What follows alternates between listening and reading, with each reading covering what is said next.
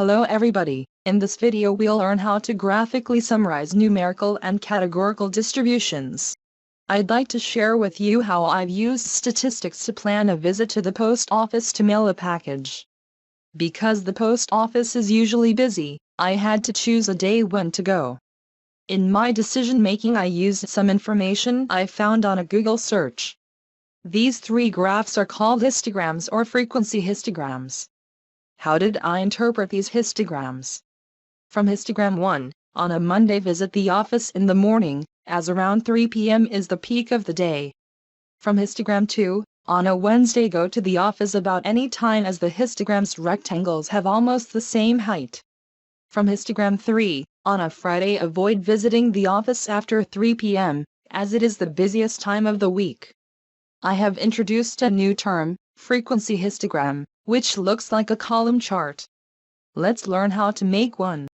The data on the left represents the number of goals scored by 28 female soccer players in 2012. In order to visualize the variation in this numerical data, I'll construct a graph called frequency histogram. The data should be arranged in ascending order. I want to create 9 groups, or classes.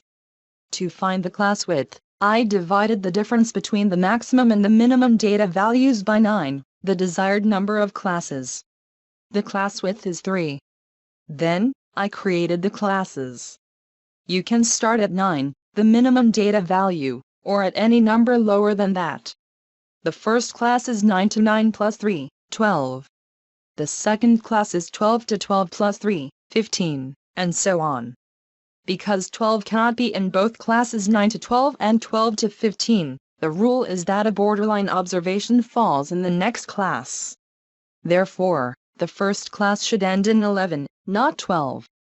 It follows that all the other upper class limits I created in the previous step should be lowered by 1. We say that the upper class limit and the next lower class limit do not overlap. Therefore, the upper class limits are 11, 14, 17, up to 35. The frequency of a class is the number of data values within a class. The frequency of the first class is 5, as there are 5 numbers between 9 and 11. The class frequency gives the height of each histogram's rectangle.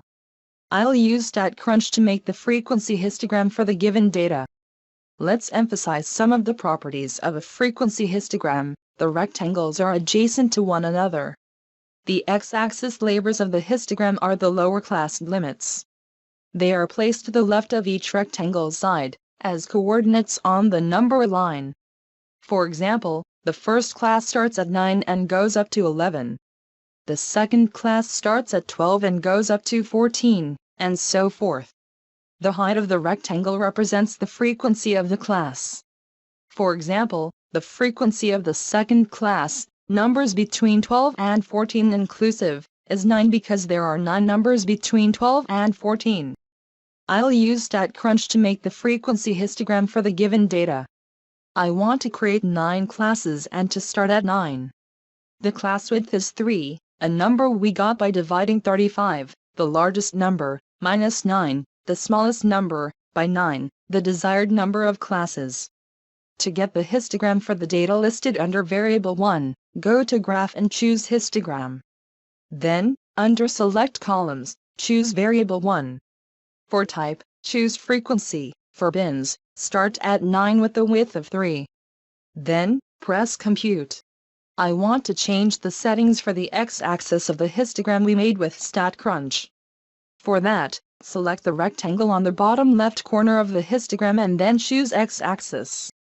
To change the default settings for the x-axis, put 0 for minimum, put 36 for maximum. For tick marks, use the lower class limits you created in a previous step. Then, press OK. Once again, the x-axis labels of the histogram are the lower class limits. They are placed to the left of each rectangle side, as coordinates on the number line. I'll use MS Excel to create a histogram for the same data I used in the previous example. Start by highlighting the data. Then, go to Insert, Charts, choose Histogram, and finally press Enter. Is the shape of the Excel histogram one similar to the shape of the histogram created with StatCrunch?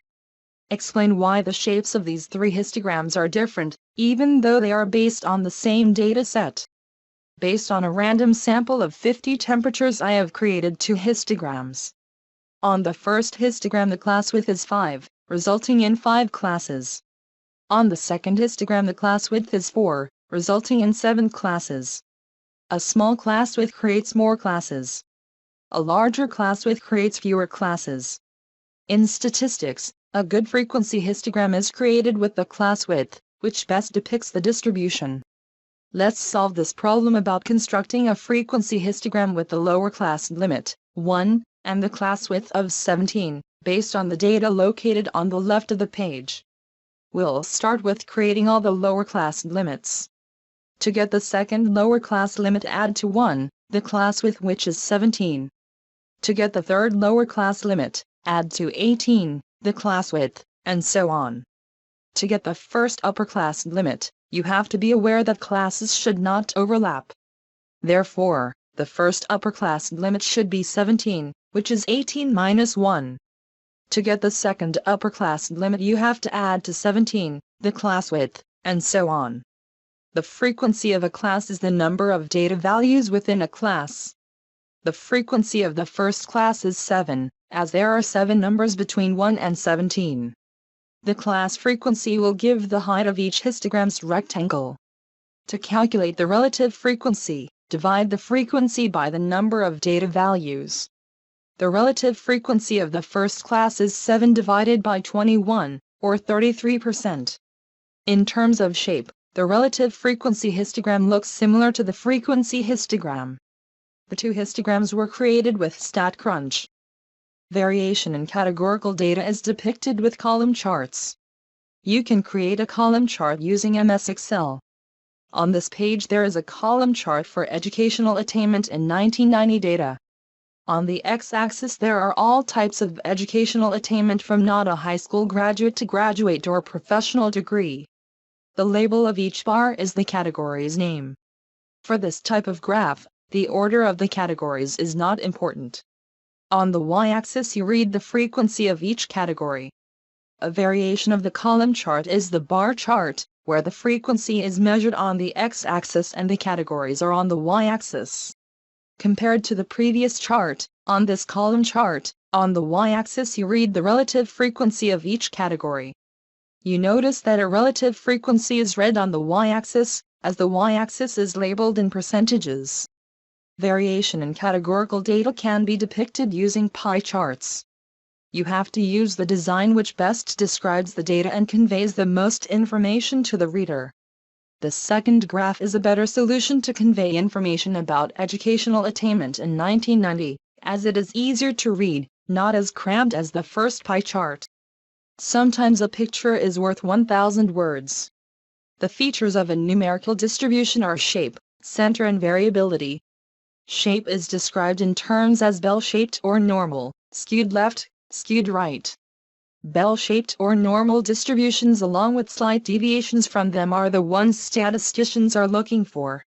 This is because lots of data in nature was observed to follow the normal distribution. The heights of American men are distributed more or less normally, around a mean or center of 5 feet and 10 inches. If the sample contains some very tall men, then the distribution will be skewed right. Center is described as a value separating the lower half of the data of the upper half of the data. A bell-shaped distribution is symmetric around the center. Variability is described as the spread of the data. The features of a categorical distribution are mode and variability. Mode is the category that occurs most often. Variability is described by the diversity of categories.